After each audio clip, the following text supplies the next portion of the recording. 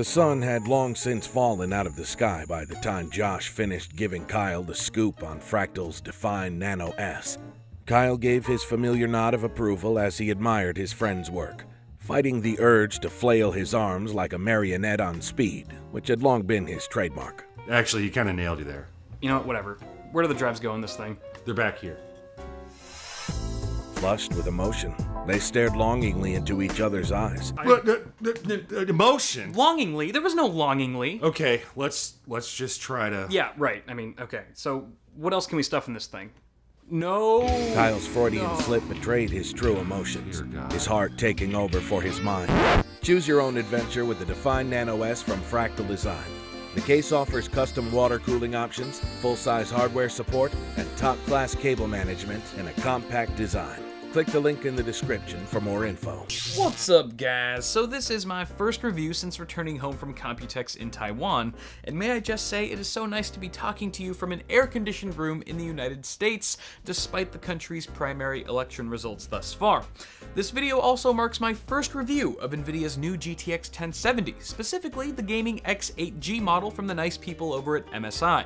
By now, we're all aware of the GTX 1080's processing prowess, but if you don't have the 600 or 700 bones to shell out for Team Green's flagship card, the GTX 1070 is still really fast, but stays competitively priced with an MSRP of $380 for a custom model like the Gaming X, or $450 for the referenced Founders Edition. And as we'll see in the benchmarks, the price to performance here positions the 1070 as an attractive sweet spot for mainstream gamers running 1080 or 1440 displays. Of course, GPUs rocking NVIDIA's Pascal architecture will also have access to new exclusive technologies, such as SMP, GPU Boost 3.0, and Ansel. Check out my GTX 1080 review if you want more deets on those technologies. Now, if you're watching this video, the first round of 1070 offerings have already hit the market and are now available for purchase. Although, if this is news to you, they're probably all sold out by now, so for those of you who missed your first chance to snag one of these suckers, perhaps you'll find some solace by living vicariously through me as we conduct this review. Out of the box, MSI has dialed in a factory overclock about 100 MHz higher than reference speeds, with an alleged boost clock of 1797 MHz. However, without any tweaking, GPU Boost took the card to just a hair shy of 2 GHz, which, needless to say, impressed me more than it did wifey sauce. The 1070 uses the same GP104 GPU as the GTX 1080, but it's been cut down a bit with fewer CUDA cores and 8 GB of GDDR5 memory as opposed to GDDR5X. Being the slower card also brings the TDP down to just 150 watts, and that goes for both the reference 1070 and today's aftermarket version, according to the manufacturer's website. With the arrival of Pascal, MSI has also rolled out their latest Twin Frozr 6 cooler, which in theory should provide improved acoustics and thermals over the last generation. The cooler features a newly patented Torx 2.0 fan technology that generates 22% more airflow using steeper curved blades and the power of teamwork. Now that's cute and all, but when will we be able to hit aggressive overclocks using good deeds? Like we've seen in the past, the 100mm fans only spin up once the GPU hits 60 degrees Celsius, promoting silent operation under light workloads. The open shroud rests above the heatsink and heat pipes and uses a slightly different mold from what we've seen in the last generation, sticking with a red and black color scheme but adding a more textured surface this time around with some red LED accents. There's also a familiar RGB LED backlit logo at the front, and both lighting regions can be disabled or independently configured to display different effects within the MSI gaming app.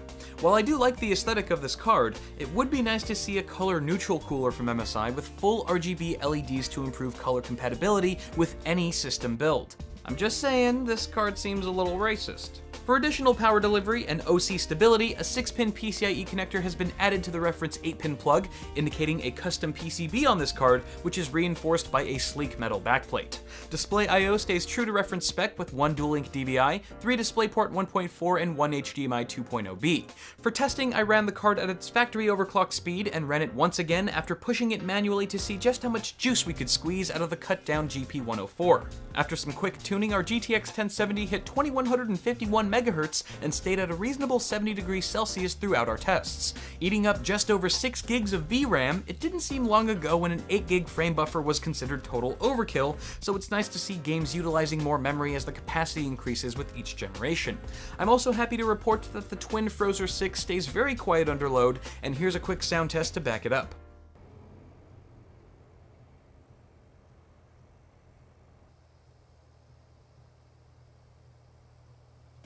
All applications were run on my X99 testbed with a 5960X at 4400 MHz and 16 gigs of DDR4 on Windows 10 using the latest drivers. Games were tested at 1080, 1440, and 4K. On that note, I will finally shut the hell up for a minute so we can see how the GTX 1070 stacks up with a look at the benchmarks.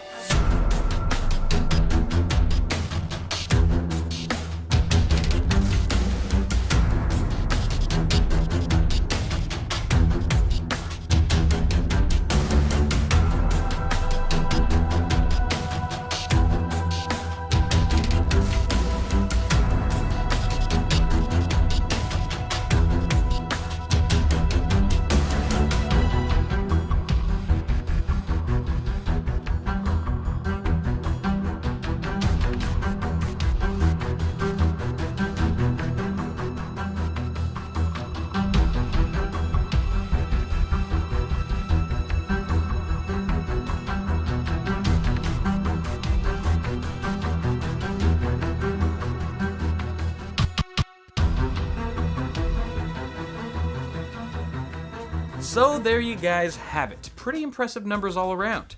What we can gather from these results is that the GTX 1070's performance is positioned somewhere between the 980 Ti and the GTX 1080, which is an incredible feat considering the 1070 is launching at 58% of the price of the 980 Ti's original MSRP.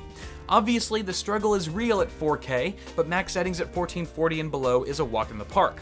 The overclocking results here were a tad lackluster, though I'd imagine this is due to the card already coming with a hefty overclock out of the box. Admittingly, I could have also spent some more time tweaking the voltage or using OC Scanner to cop a few extra frames. Still, from what I can deduce, the GTX 1070 is the new top choice when it comes to price to performance, and MSI has done a bang-up job presenting this GPU with their Gaming X lineup. But what do you guys think? Are you planning on picking up a GTX 1070, or are you holding out perhaps for something like AMD's RX 480? Before you guys go, don't forget to toss me a like on the video if you enjoyed it, and feel free to check the description below for an awesome sauce shirt, or bookmark my Amazon affiliate link and use it when you buy stuff. It helps me a lot. As always, I'm Kyle with Awesome Sauce Network. Thank you guys for watching. Subscribe to the channel if you haven't already, and I will see you all in the next video.